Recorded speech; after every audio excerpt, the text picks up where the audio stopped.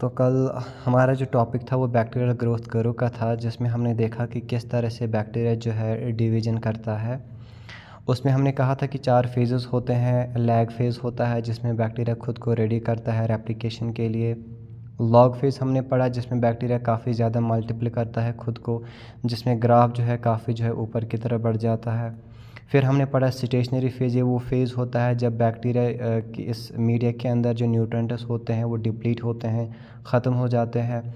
और फिर एक टाइम आता है जिसको हम डिक्लाइन फेज़ बोलते हैं। यहाँ पे फिर बैक्टीरिया की डेथ हो जाती है। अब यहाँ पे मेन क्वेश्चन है कि ये जो ग्रोथ कर्व हमने पढ़ा, बैक्टीरियल ग्रोथ कर्व हमने पढ़ा, इसको कहाँ पे हम देखते हैं, इसका यूज़ कहाँ पे हो जाता है। अगर आप लोगों ने फर्मेंटेशन पढ़ा होगा 12th के अंदर, तो वहाँ पे आपने देखा होगा कि फर्मेंटेशन प्रोसेस के अंदर ही जो है इस बैक्टीरियल ग्रोथ कर्व का ज़्यादातर यूज़ हो जाता है। यानी इसका ज़्यादा एप्लीकेशन फर्मेंटेशन के अंदर ही हम देखते हैं। तो ये हम देखेंगे कि ये बैक्टीरियल ग्रोथ कर्व का यूज़ कहाँ पे होता है। पर्टिकुलरली इसको हम यूज़ करते हैं कल्टीवेशन ऑफ बैक्टीरिया के लिए।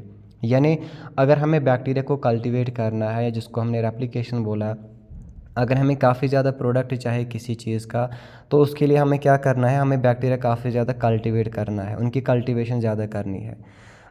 कल मैंने आपको कहा था कि हम कल्टीवेशन किस तरह से कहा था। उसमें मैंने बोला था कि हम एक पैटर प्लेट लेते हैं। तो ये एक पैटर प्लेट है। पैटर प्लेट का ये बेस रीजन होता है। तो हमने कहा था कि इस बेस रीजन के नीचे ही हम न्यूट्रिएंट्स को ऐड कर देते हैं। उसके बाद जो आपका बैक्टीरिया होता है, उस बैक्टीरिया को इसके ऊपर हम डालेंगे, इसके ऊपर हम बैक्टीरिया को डाल देते हैं और फिर इसको ऊपर से हम कवर कर देते हैं, और उसके बाद इस प्लेट को हम उठा के इनक्यूबेटर के अंदर छोड़ देते हैं। तो जैसे ही 24 आवर्स हो जाते हैं, या जो बैक्टीरिया का जनरेशन टाइम होता है, उसके बाद हम क्या देखते हैं, बैक्टीरिया की ग्रोथ यहाँ पे हो जाती है, इनकी कल्टीवेशन हो जाती है। तो इसको हम पैटर प्लेट बोलते हैं, जिसके अंदर हम बैक्टीरिया को ग्रो कराते हैं। आज हम देखेंगे कल्टीवेशन ऑफ बैक्टीरिया किस तरह से हो जाता है। तो बैक्टीरियल का जो कल्टीवेशन है, इसमें हम 3 टेक्निक्स पढ़ते हैं। ठीक है, तो 3 टेक्निक्स इसके अंदर हम पढ़ते हैं। तो यहाँ पे हम लिखेंगे देयर आर 3 techniques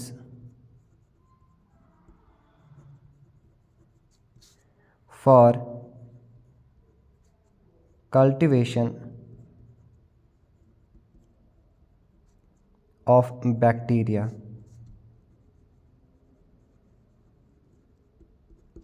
तो बैक्टीरिया को अगर हमें कल्टीवेट करना है, तो यहाँ पे हमें जो है 3 टेक्निक्स इसके लिए हम यूज़ करते हैं। अब कौन कौन सी टेक्निक ऑलरेडी आप लोगों ने पढ़ा होगा। तो जो 3 टेक्निक्स होती हैं, इसमें जो फर्स्ट टेक्निक है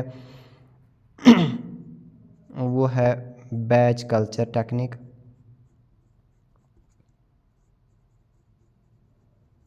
बैच कल्चर टेक्निक है फर्स्ट वन। सेकंड वन जो है, जिसको हम फेड बैच कल्चर बोलते हैं, फेड बैच कल्चर। और थर्ड जो हमारा है वो है कंटिन्यूअस कल्चर।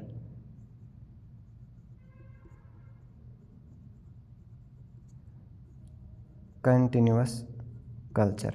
अब इन तीनों में क्या डिफरेंस है वो हम देखेंगे। तो जब भी हम बैक्टीरिया का कल्टीवेशन करते हैं, तो इसके 3 टेक्निक्स होते हैं। एक हमने पढ़ा कि बैच कल्चर इसमें है, दूसरा हमने पढ़ा कि फेड बैच कल्चर मीडिया है, और थर्ड हमने पढ़ा इसके अंदर कंटिन्यूअस कल्चर मीडिया है।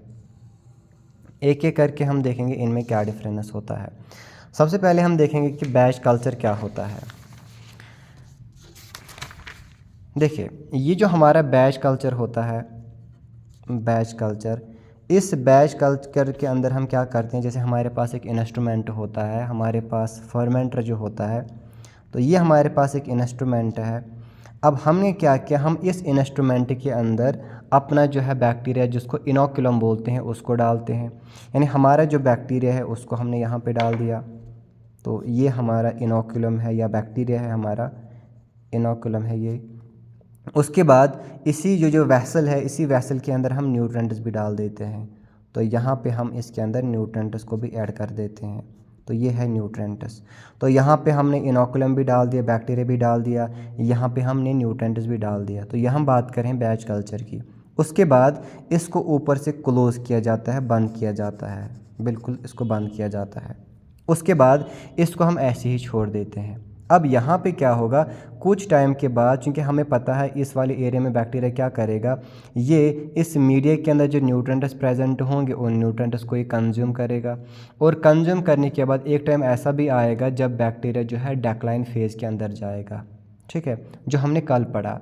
तो हमने क्या किया, बैच कल्चर के अंदर हमने एक वेसल लिया, इसके अंदर हमने इनोकुलम डाला, अपना बैक्टीरिया डाल दिया, इसके अंदर हमने न्यूट्रेंट डाल दी, ऊपर से इसको हमने बिल्कुल कवर किया, क्लोज़ किया रखा। ठीक है, उसके बाद हम ऐसे ही वेट करते हैं। तो ये बैक्टीरिया क्या करेगा, यहाँ से न्यूट्रेंट्स को कंज्यूम करेगा और एक टाइम ऐसा आएगा जब फिर बैक्टीरिया की डेथ हो जाएगी। कंज्यूम करने के बाद यहाँ पे एक प्रोडक्ट हमें मिलेगा जिसको हम फिर यहाँ से बाहर निकालते हैं। तो यही होता है हमारा बैच कल्चर। सेकंड हमारा है फेड बैच। तो फेड बैच क्या है, फेड बैच जो है असल में जो हमारा बैच कल्चर है इसी में कुछ मॉडिफिकेशन की गई और फिर जो है batch culture, fed batch culture जो है इसको इन्वेंट किया गया। अब फेड बैच कल्चर में क्या होता है, देखो फेड बैच कल्चर में सेम वही प्रोसेस हो रहा है जो कि हमने बैच कल्चर में पढ़ा। इसके अंदर भी हम सबसे पहले बैक्टीरिया यहाँ पे डालेंगे या इनोकुलम हम डालेंगे, उसके बाद यहाँ पे एक प्रॉपर अमाउंट में हम क्या करते हैं, न्यूट्रेंट्स डाल देते हैं। तो ये हमने न्यूट्रेंट डाल दिए। ठीक है, अब यहाँ पे क्या होगा, क्योंकि जैसे कि यहाँ पे तो हम देख रहे हैं दोनों सेम ही है प्रोसेस, ठीक है, लेकिन एक मॉडिफिकेशनल जो है ये मेथड है।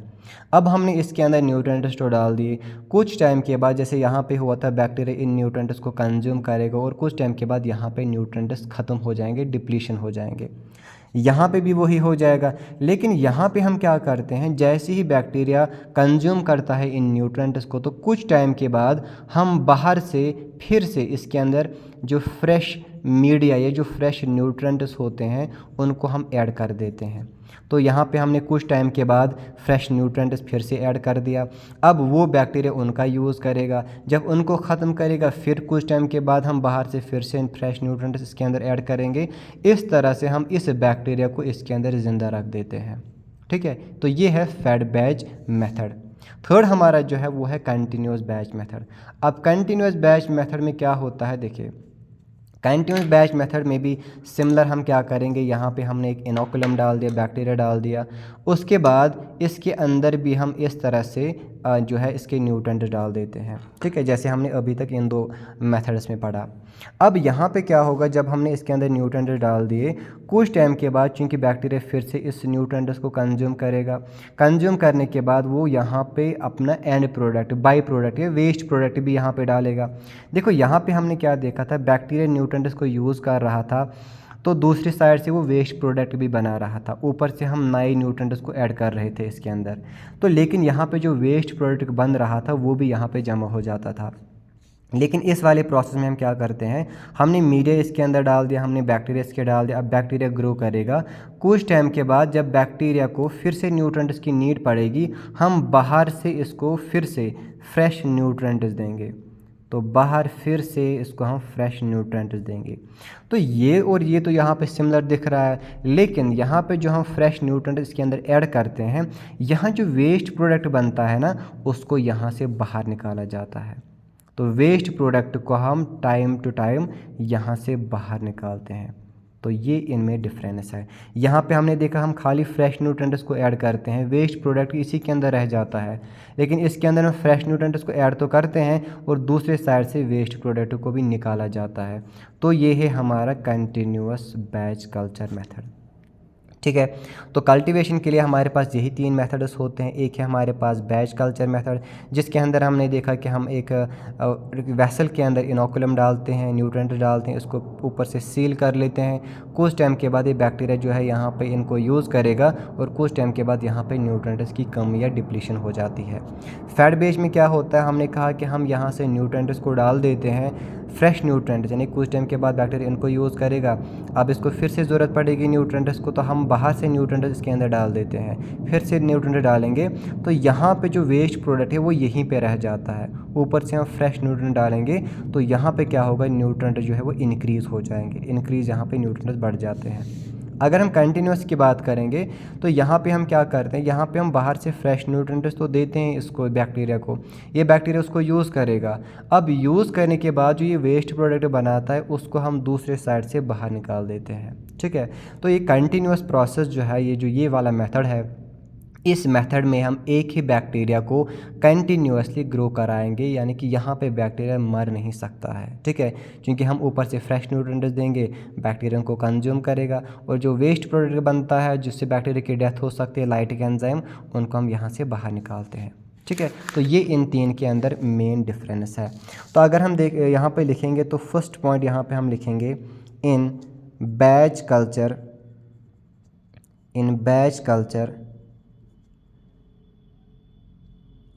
all the medium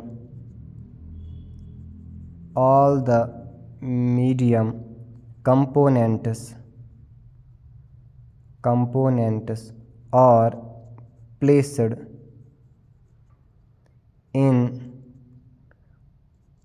the reactor होता है वेसल जिसके अंदर इसको हम छोड़ते हैं, at the start of cultivation. तो हमारे पास जो वेसल होता है उस वेसल के अंदर ही हम स्टार्टिंग में ही हमने अपना कल्चर मीडिया ने बैक्टीरिया डाल दिए, उसके अंदर हमने न्यूट्रिएंट्स डाल दिए, तो ये है बैच कल्चर। तो फेड बैच के अंदर हमने क्या पढ़ा, इसमें हमने पढ़ा a fed batch is a modification to batch fermentation,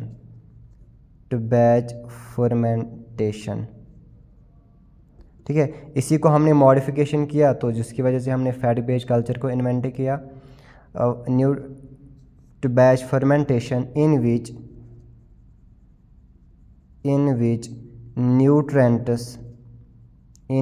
nutrients are systematically added. तो यहाँ पे सिस्टमेटिकली एडेड का मतलब होता है कुछ टाइम के बाद जब बैक्टीरिया यहाँ से न्यूट्रिएंट्स को कंज्यूम करता है, कुछ टाइम के बाद फिर से हम न्यूट्रिएंट्स डालते हैं, उसके बाद उनको कंज्यूम करेगा, फिर कुछ टाइम के बाद फिर से इसको हम फिर से यहाँ पे ऐड करेंगे हम। अब कंटिन्यूअस कल्चर मीडिया क्या होता है, तो यहाँ पे हम लिखेंगे in this media nutrients are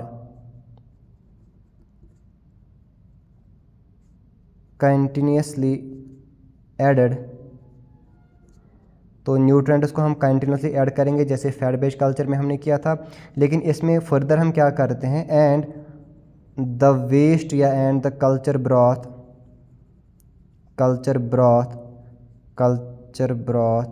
is removed at the same time।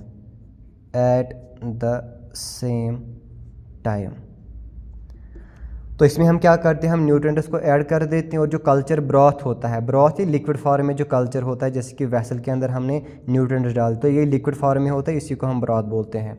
ऊपर से हमने मीडिया डाल दिया और नीचे से सेम टाइम पे जो वेस्ट प्रोडक्ट होता है कल्चर ब्रॉथ, उसको यहाँ से हम रिमूव करते हैं, ठीक है। ये इन तीनों की डिफिनीशन हो जाती है।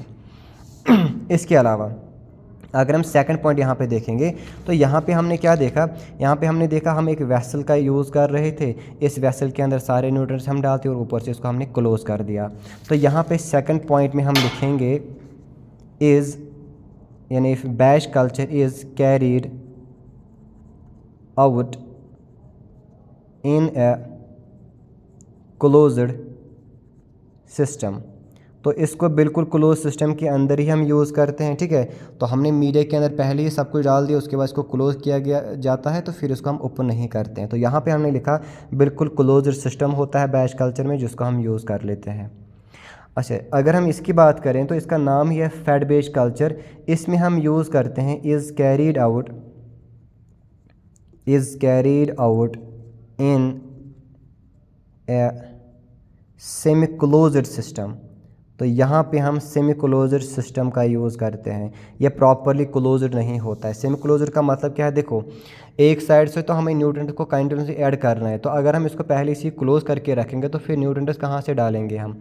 तो अब यहाँ पे हमने लिखा सेमी क्लोज्ड, क्योंकि हम ऊपर से न्यूट्रिएंट्स डालते हैं, एक एरिया ओपन होता है जहाँ से हम न्यूट्रिएंट्स को डाल देते हैं, वही यहाँ पे होता है सेमी क्लोज्ड सिस्टम। लेकिन अगर हम इस कंटिन्यूस कल्चर के अंदर हम देखते हैं तो यहाँ पे हम यूज़ करते हैं is carried out in open system. तो इसको ओपन सिस्टम के अंदर ही हम ये सारा काम कर देते हैं। ओपन सिस्टम का मतलब बिल्कुल खुले में होता है, ऊपर से हम फ्रेश मीडिया डालते हैं तो यहाँ से इसको हम निकालते हैं। ये ओपन इसलिए है क्योंकि कंटिन्यूसली हम फ्रेश मीडिया यहाँ पे डालेंगे और कंटिन्यूसली वेस्ट प्रोडक्ट को रिमूव किया जाता है। इसलिए ये जो कंटिन्यूस मीडिया होता है, MCQ में कभी कभार आ सकता है कि बताओ इन मीडिया में जो है हम क्लोज कंटेनर कहाँ पर यूज़ करते हैं, तो वो बैच कल्चर में करते हैं। और ओपन सिस्टम कहाँ पर, कंटेनर कहाँ पर यूज़ किया जाता है, वो कंटिन्यूस कल्चर के अंदर हम यूज़ करते हैं। इसके अलावा चूँकि हमने बैक्टीरिया ग्रोथ करो पढ़ा था, तो अगर हम बैच कल्चर में देखेंगे तो इसमें चारों फेजेस या जो फेज़ इसके अंदर होता है, लैग, लॉग, स्टेशनरी और डेक्लाइन, वो चारों जो है इसके अंदर आप देख सकते हो।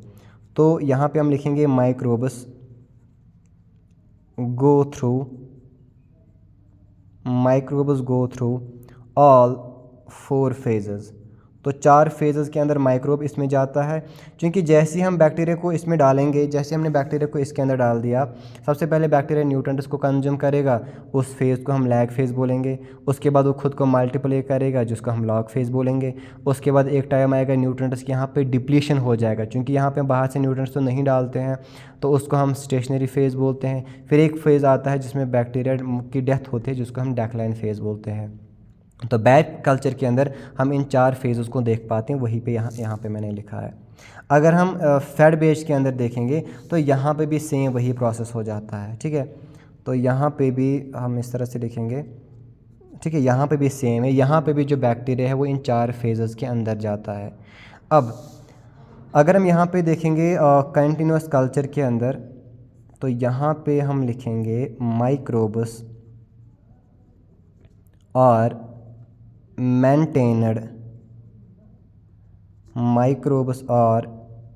maintained at lag and log phases throughout the process। अब इसका क्या मतलब है, देखिए लैग फेज़ तो हमें पता है बैक्टीरिया न्यूट्रिएंट्स को कंज्यूम करेगा, उसके बाद वो लॉग फेज़ में जाएगा, फर्दर मल्टीप्लिकेशन करेगा। उसके बाद न्यूट्रिएंट्स की कमी हो जाती है तो बैक्टीरिया स्टेशनरी और डेक्लाइन फेज़ में चला जाता है। लेकिन अगर हम कंटिन्यूस की बात करेंगे तो हमने क्या कहा, हमने कहा कि जो बैक्टीरिया होता है, इस बैक्टीरिया को ऊपर से कंटिन्यूसली हम फ्रेश मीडिया डालते हैं, नीचे से जो यहाँ पे वेस्ट प्रोडक्ट बनता है उसको हम बाहर निकालेंगे। तो ये ऐसा फेज़ है जिसके अंदर बैक्टीरिया पहले लैग फेज़ में जाएगा, उसके बाद लॉग फेज़ में जाएगा, यानी कि काफ़ी मल्टीप्लिकेशन हो जाएगा। लेकिन ये वो फेज़ है जिसमें ना तो हम स्टेशनरी फेज़ देख पाएंगे, ना ही इसके अंदर हम डेक्लाइन फेज़ देखेंगे। क्योंकि स्टेशनरी फेज़ तब हम देखेंगे जब न्यूट्रिएंट्स की कमी हो जाएगी। यहाँ तो न्यूट्रिएंट्स की कमी नहीं हो पाती क्योंकि हमने ऊपर से फिर से फ्रेश मीडिया को डाल दिया। या बैक्टीरिया यहाँ पर डेक्लाइन फेज़ में नहीं जाएगा, उसमें उसकी डेथ हो जाती है। लेकिन नीचे से तो हम कंटिन्यूसली वेस्ट प्रोडक्ट को रिमूव करते हैं। अगर हम बैक्टीरिया को फ्रेश मीडिया कंटिन्यूसली दे रहे हैं, वेस्ट प्रोडक्ट कंटिन्यूसली रिमूव कर रहे हैं, तो ये जो बैक्टीरिया होता है ना, ये इन्हीं 2 फेजेस के अंदर रह जाता है। यानी एक तो ये लैग फेज़ के अंदर रहेगा और दूसरा लॉग फेज़ के अंदर रहेगा। जो बैक्टीरियल ग्रोथ करो है उसमें हमने देखा कि बैच कल्चर के अंदर चारों फेजेस में ये हो जाता है। फैट बेच कल्चर में भी हमने चारों फेज देखे, लेकिन कंटिन्यूसली कल्चर के अंदर खाली 2 फेजेस ही होते हैं, लैग फेज़ और लॉग फेज़। क्योंकि बैक्टीरिया को कंटिन्यूसली फूड मिल रहा है, इसलिए बैक्टीरिया यहाँ पे ना तो स्टेशनरी फेज़ के अंदर जाएगा और ना ही बैक्टीरिया यहाँ पे डेक्लाइन फेज़ के अंदर जाएगा। तो बैक्टीरिया खाली यहाँ से लेके यहाँ तक ही रन करेगा फिर इसके अंदर। नेक्स्ट पॉइंट, यहाँ पे हम लिखेंगे internal environment doesn't remain constant।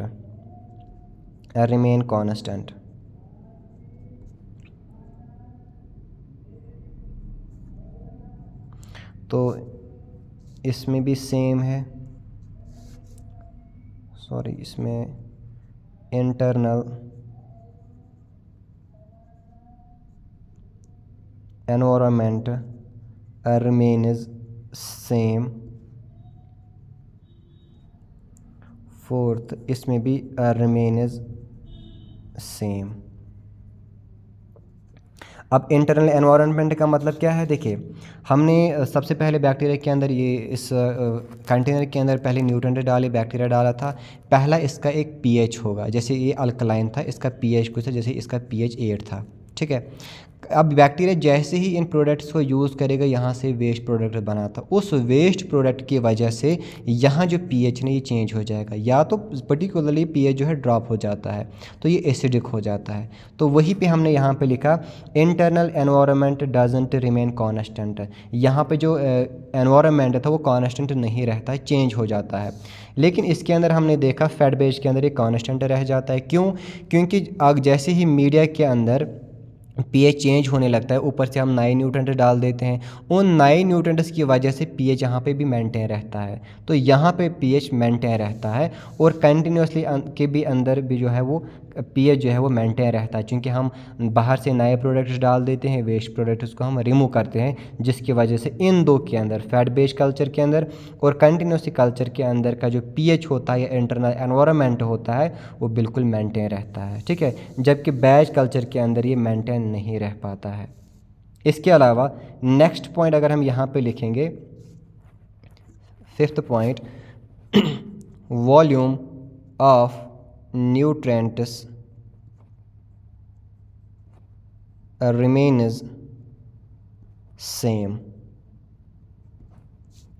तो यहाँ पे हम लिखेंगे nutrients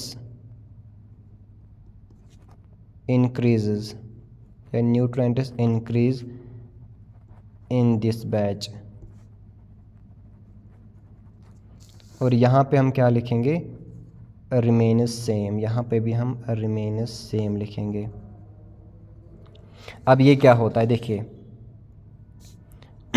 ये बैच कल्चर है, यहाँ पे हमने लिखा volume of nutrients remains same, volume of nutrients remains same. तो पहले हमने इसके अंदर ये न्यूट्रेंट डाल दिए, इसको क्लोज कर दिया। अब इसके अंदर जितना न्यूट्रेंट था वो तो उतना ही प्रेजेंट रहेगा, हाँ वेस्ट प्रोडक्ट में कन्वर्ट हो जाएगा। लेकिन अगर इसके अंदर हमने 2 ग्राम्स डाले थे तो जब प्रोसेस कंप्लीट हो जाएगा न्यूट्रेंट्स उतना ही रहेगा इसके अंदर, यानी कि वेस्ट प्रोडक्ट से अगर हम बात करेंगे, यानी वॉल्यूम जो इसका होगा वो वही रहेगा। पहला जो इसका वॉल्यूम था, अगर इसका वॉल्यूम 2 लीटर था, तो जब हमने प्रोडक्ट को कंप्लीट किया उसके बाद इसका जो लिड उसको हटा दिया, तो यहाँ पे हम देखते हैं लास्ट में वही 2 लीटर यहाँ पे प्रेजेंट होगा। यहाँ पे वॉल्यूम जो हो बिल्कुल चेंज नहीं रहता है, बिल्कुल सेम रहता है। लेकिन फैट बैच के अंदर हमने क्या देखा, इसमें न्यूट्रेंट्स इंक्रीज़ हो जाते हैं, क्योंकि हमने कहा ये जो फैट बैच है इसके अंदर हम बाहर से न्यूट्रेंट्स डाल देते हैं, ठीक है ना, बाहर से इसके अंदर हम न्यूट्रेंट्स डालते हैं। तो जब न्यूट्रेंट्स हम डालेंगे, अब इस न्यूट्रेंट्स को तो निकाल भी तो नहीं रहे हैं हम, ऊपर से हम न्यूट्रेंट्स डालेंगे तो ये जो न्यूट्रेंट्स है ये बढ़ जाएगा, तो यहाँ पे जो वॉल्यूम है वो बढ़ जाता है। लेकिन अगर हम कंटिन्यूस में देखेंगे, ऊपर से हम न्यूट्रेंट्स को डालते हैं, नीचे से निकालते हैं, तो यहाँ पे भी सेम रहता है। तो न्यूट्रेंट जो है ना वो खाली फैट बैच कल्चर के अंदर इंक्रीज़ हो जाते हैं, क्योंकि हम बाहर से काफ़ी ज़्यादा डालते हैं, ऊपर से इसमें हम निकालते भी नहीं हैं, तो जिसकी वजह से ये काफ़ी बढ़ जाता है, ठीक है। मेन इसके अंदर पॉइंट है बैच कल्चर में एक इम्पॉर्टेंस ये है, वो इसके अंदर हम कंटेमिनेशन नहीं देखते हैं, ठीक है। तो नो चांस ऑफ कंटेमिनेशन, तो इसके अंदर आप कंटेमिनेशन नहीं दे सकते हो, कंटेमिनेशन, क्योंकि ये क्लोज्ड वेसल के अंदर रहता है, यहाँ पे कंटेमिनेशन के काफ़ी कम चांसेस रहते हैं। लेकिन अगर हम फैट बैच के अंदर देखेंगे, इसमें कंटेमिनेशन हो जाता है, क्योंकि ये ओपन होता है, थोड़ा सेमी क्लोज्ड तो होता है, कंटेमिनेशन जो हो जाता है, लेकिन इसमें कंटेमिनेशन काफ़ी कम हो जाता है, तो ज़्यादा भी नहीं हो पाता है, क्योंकि यहाँ पे एक ही साइड में ये ओपन होता है, ठीक है। तो इसलिए इसमें कंटेमिनेशन हो जाता है, लेकिन काफ़ी कम हो जाता है। लेकिन कंटिन्यूअस जो है इसमें कंटेमिनेशन काफ़ी ज़्यादा बढ़ जाता है, ऊपर से ऊपर का एरिया भी ओपन होता है, यहाँ से इसको हम बाहर निकालते हैं वो भी ओपन होता है, तो यहाँ पे कंटेमिनेशन काफ़ी ज़्यादा रहता है, कंटेमिनेशन इसमें काफ़ी ज़्यादा रहता है, ठीक है। जबकि बैच कल्चर के अंदर कंटेमिनेशन बिल्कुल भी नहीं होता है, इसको हम क्लोज्ड सिस्टम के अंदर करते हैं। बैच कल्चर में अगर हम एग्जांपल इसमें देखेंगे तो कहाँ पे इसका यूज़ होता है, इसको यूज़ होता है फॉर द फॉर्मेशन या for the making of antibiotics. Antibiotics बनाने के लिए आप बैच कल्चर का यूज़ कर सकते हो। फैट बैच का हम जो है यूज़ है वो हम यूज़ करते हैं अल्कोहल बेवरेज इंडस्ट्रीज़ के अंदर। तो अल्कोहल बनाने के लिए इसका यूज़ किया जाता है, या रिकॉम्बिनेंट प्रोटीन है जो कि हम लैब के अंदर प्रोटीन्स बनाते हैं, उनके लिए भी जो है फैट बेस का हम यूज़ कर सकते हैं। कंटिन्यूसली जो कल्चर है इसका हम यूज़ करते हैं for the making of amino acids, for the making of amino acids and organic acids तो ये हम करते हैं कंटिन्यूसली कल्चर के अंदर, ठीक है। तो ये हमने इन तीन के बारे में डिफरेंस जो देखा है वो क्या होता है कल्टीवेशन बैक्टीरिया में, जिसमें हमने देखा कि बैच कल्चर होता है, सेकंड फैट बैच है, थर्ड है कंटिन्यूस कल्चर। तो बैच कल्चर में हमने देखा कि क्लोजर वेसल के अंदर हो जाता है, इसको हमने देखा सेमी क्लोजर होता है, इसमें हमने देखा ओपन सिस्टम के अंदर होता है। यहाँ पे हमने देखा हम पहले ही न्यूट्रिएंट डालते हैं, बैक्टीरिया डालते हैं, उसको क्लोज़ कर देते हैं। यहाँ पे हमने देखा टाइम के बाद, कुछ टाइम के बाद फिर से न्यूट्रिएंट डालेंगे, उसके बाद फिर से न्यूट्रिएंट्स को ऐड करेंगे। लेकिन यहाँ पे हम देखते हैं न्यूट्रिएंट्स को हम ऐड तो करते हैं, दूसरी साइड से वेस्ट प्रोडक्ट को निकालते भी हैं, ठीक है। जिसकी वजह से अगर हम ओवरऑल इन तीनों में देखेंगे कि सबसे ज़्यादा प्रोडक्ट हमें पे कहाँ मिल जाता है, तो सबसे ज़्यादा जो प्रोडक्ट है वो हमें कंटिन्यूस कल्चर के अंदर मिल जाता है। काफ़ी ज़्यादा प्रोडक्ट यहाँ पे मिलता है, क्योंकि यहाँ पे बैक्टीरिया को हम कंटिन्यूसली मल्टीप्लिकेशन फ़ेज़ के अंदर रखते हैं, लैग फेज़ और लॉग फेज़ के अंदर ही इसको छोड़ते हैं हम। तो यहाँ पे जो है हमें काफ़ी ज़्यादा जो है क्या मिल जाता है, काफ़ी ज़्यादा यहाँ पे हमें न्यूट्रेंट्स या प्रोडक्ट जो होता है वो यहाँ पे हमें कंटिन्यूस कल्चर के अंदर काफ़ी ज़्यादा मिल जाता है, ठीक है। तो ये इसके 3 फेजेस थे। अब कंटिन्यूस कल्चर जो है ना, चूँकि इसमें ये ज़्यादा इम्पोर्टेंट है कंटिन्यूस कल्चर। अगर हमें कंटिन्यूस कल्चर करना है तो इसके लिए हमें 2 तरह के इंस्ट्रूमेंट्स या टेक्निक्स का यूज़ कर लेते हैं, ठीक है। यानी कंटिन्यूस कल्चर को अगर हमें करना है, अगर इस प्रोसेस को हमें करना है, तो यहाँ पे हमें 2 टेक्निक्स का यूज़ करते हैं। तो कंटिन्यूस कल्चर को करने के लिए हमारे पास 2 टेक्निक्स है या 2 इंस्ट्रूमेंट्स है। एक जिसको हम कीमोस्टैट बोलते हैं, कीमोस्टैट, और दूसरा जो हमारे पास है वो है टर्बिडोस्टैट। तो ये हमारे पास 2 इंस्ट्रूमेंट है जिनका यूज़ करके हम कंटिन्यूसली कल्चर जो है वो प्रोड्यूस कर सकते हैं, ठीक है।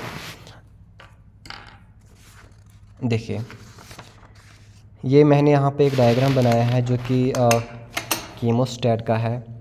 तो ये कीमोस्टैट के डायग्राम है, तो इसकी हेल्प से जो है हम कंटिन्यूस कल्चर को कर लेते हैं। अब देखिए इसमें क्या क्या होता है, किस तरह से इसका यूज़ होता है। अगर हम ऊपर ये वाला आप नॉब देखोगे तो ये इसको यहाँ पे मैंने लिखा है फ्रेश मीडियम फ्रॉम रिजर्वायर, यानी हम फ्रेश मीडिया को यहाँ से डाल देते हैं। ये यहाँ पे फ्लो रेट रेगुलेटर होता है, ठीक है। यहाँ से इसको हम कंट्रोल कर लेते हैं कि हमें कितने न्यूट्रिएंट्स चाहिए, तो यहाँ से फ्रेश न्यूट्रिएंट्स इस वेसल के अंदर आ जाते हैं। इस वेसल को मैंने लिखा है कल्चर वेसल, चूँकि इसके अंदर कल्चर प्रेजेंट रहता है, हमारा बैक्टीरिया प्रेजेंट रहता है, अंदर होता है कल्चर। कल्चर का मतलब ये एक तो न्यूट्रिएंट्स है, इसके अंदर ही बैक्टीरिया प्रेजेंट रहेगा, वही कल्चर होता है। ये जो यहाँ पे ये रॉड हमने दिखाई है, ये स्टायरिंग apparatus है, इसकी हेल्प से इस मिक्सचर को हम मिक्स कर लेते हैं। यहाँ पे आपने देखा ये और एक रॉड, यहाँ पे ट्यूब है जहाँ से ईयर को डाला जाता है। स्टेराइल ईयर, बिल्कुल प्योर ईयर होना चाहिए, और अदर गैस, ये डिपेंड करता है कि बैक्टीरिया को किस टाइप का गैस चाहिए, वो यहाँ से इंसर्ट किया जाता है और यहाँ से जो है वो ओवरफ्लो को निकाला जाता है। इफ्लुएंट कंटेनिंग, यानी कि यहाँ जो वेस्ट प्रोडक्ट होता है वो यहाँ से हम बाहर निकालते हैं। तो यही होता है कीमोस्टैट। अब इसमें हम क्या करते हैं, हमने इसके अंदर जो यहाँ पे मैंने डॉट में बनाया, ये इसका कल्चर मीडिया होता है, न्यूट्रिएंट्स हमने डाल दिए, बैक्टीरिया भी इसके अंदर डाल दिया। अब बैक्टीरिया कंटिन्यूसली इनको यूज़ करेगा और यहाँ से वेस्ट प्रोडक्ट्स को बनाएगा। ऊपर से हम क्या करते हैं, कंटिन्यूसली फ्रेश मीडिया को यहाँ पे हम डाल देते हैं ताकि बैक्टीरिया जो है वो उसकी डेथ ना हो जाए, वो लैग और लॉग के अंदर ही रहे, इसलिए ऊपर से हम फ्रेश मीडिया को डाल देते हैं। अब जैसे एक टाइम आएगा इसका वॉल्यूम इंक्रीज़ हो जाएगा, लेकिन जैसी वॉल्यूम यहाँ पहुँचता है, ये जो यहाँ पर वेस्ट प्रोडक्ट होता है वो यहाँ से इस वाले एरिया से निकल के आ जाता है और फिर यहाँ से बाहर जाता है, जो कि यहाँ पर वेस्ट प्रोडक्ट होता है। इस तरह से हम यहाँ से फ्रेश मीडिया को डाल देते हैं और यहाँ से कंटिन्यूसली जो इसका वेस्ट प्रोडक्ट होता है यहाँ से वो बाहर निकालते हैं। तो ये होता है कीमोस्टैट। इसके डायग्राम में ग्रुप के अंदर सेंड कर देता हूँ। सेकंड जो हमने पढ़ा वो है टर्बिडो स्टेट। यहाँ पे हम टर्बिडिटी को मेंटेन कर लेते हैं। देखिए ये हमारा सेकंड यहाँ पे है टर्बिडो स्टेट का ये डायग्राम है। अब इसमें हम क्या देखते हैं, यहाँ पे आप देख पाओगे यहाँ पे एक छोटा सा वेसल हमने लिखा, जिस वेसल के अंदर सिटिराइल मीडियम यानी सिटिराइल न्यूट्रेंट्स यहाँ प्रेजेंट है। ठीक है, बिल्कुल साफ न्यूट्रेंट्स यहाँ प्रेजेंट है। तो यहाँ से इसको हम न्यूट्रेंट्स को डालेंगे। अब ये न्यूट्रेंट्स यहाँ पे मेन चैम्बर लगा होता है, जिसके अंदर हमारा यहाँ से फिर से न्यूट्रेंट्स प्रेजेंट है और यहाँ हमारा बैक्टीरिया भी प्रेजेंट है। अब ये बैक्टीरिया क्या करेगा, ये बैक्टीरिया इन न्यूट्रेंट्स को यूज़ करेगा, इनको कंज्यूम करेगा और यहाँ पे वेस्ट प्रोडक्ट्स बनाएगा। अब वो वेस्ट प्रोडक्ट जो है ना, उसकी वजह से इस वेसल के अंदर टर्बिडिटी आना स्टार्ट हो जाता है। ठीक है, क्लाउडनेस आना स्टार्ट हो जाता है। अब यहाँ पे देखो जैसे इसके अंदर क्लाउडनेस आ जाता है, अगर आप देखोगे यहाँ पे हमने एक लाइट सोर्स रखा है, यहाँ पे हमने फोटो सेल रखा है। इसका क्या काम है, देखिए जैसे ही लाइट यहाँ पे फॉल हो जाती है, क्योंकि अभी तक मीडिया के अंदर बैक्टीरिया प्रेजेंट था, न्यूट्रेंट प्रेजेंट था, तो लाइट जो है वो ज़्यादा लाइट यहाँ से होकर इस फोटो सेल के ऊपर जाती है। लेकिन जैसे ही बैक्टीरिया इन न्यूट्रेंट्स को कंज्यूम करेगा, वो इस मीडिया को टर्बिड बनाता है, क्लाउडनेस बनाता है, जिसकी वजह से लाइट जो है वो प्रॉपरली आगे नहीं जा पाती है, फोटो सेल उसको डिटेक्ट नहीं कर पाता है। तो जब फोटो सेल के ऊपर काफ़ी कम लाइट पड़ जाती है, ये सिग्नल ऊपर की तरफ भेजता है, यहाँ से सिग्नल को भेजेगा, यहाँ प्रेजेंट है वाल्व, जिससे हम क्या करते हैं, इसको कंट्रोल कर लेते हैं। अब ये इसको मैसेज यहाँ पे जाती है और वो यहाँ मैसेज क्या होती है, वो ये होती है कि यहाँ पे टर्बिडिटी बढ़ चुकी है, यानी कि बैक्टीरिया ने न्यूट्रेंट्स को कंज्यूम कर लिया है, तो यहाँ तो लाइट नहीं आई, इसका मतलब यहाँ हमें फिर से न्यूट्रेंट्स डालने हैं, क्योंकि बैक्टीरिया की ग्रोथ काफ़ी ज़्यादा हो जाती है। ये ओपन हो जाता है, यहाँ से फ्रेश न्यूट्रेंट्स फिर से इसके अंदर आ जाते हैं। ठीक है, उसके बाद जब फ्रेश न्यूट्रेंट्स इसके अंदर आ जाते हैं, तो यहाँ जो ओवरफ्लो होता है वो यहाँ से निकलता है। जब फ्रेश न्यूट्रेंट्स इसके अंदर आते हैं, अब ये लाइट बिल्कुल आगे जाएगी, तो यानी कि इसका मतलब बैक्टीरिया यहाँ पे स्टेडी कांस्टेंट रेट के अंदर प्रेजेंट है। फिर से यहाँ पे टर्बिडिटी हो जाएगी, ये क्या करेगा, यहाँ से लाइट नहीं जाएगी, ये आगे मैसेज भेजेगा कि मेरे पास लाइट नहीं आ रही, इसका मतलब बैक्टीरिया की ग्रोथ काफ़ी ज़्यादा बढ़ गई है। ठीक है, बैक्टीरिया मर ना जाए, ये वाल्व ओपन हो जाता है, ऊपर से फ्रेश मीडिया इसके नीचे जाता है, तो यहाँ वॉल्यूम बढ़ जाता है। फर्दर जो यहाँ पे वेस्ट प्रोडक्ट होता है वो यहाँ से बाहर निकलता है, जो इसका आउटलेट होता है।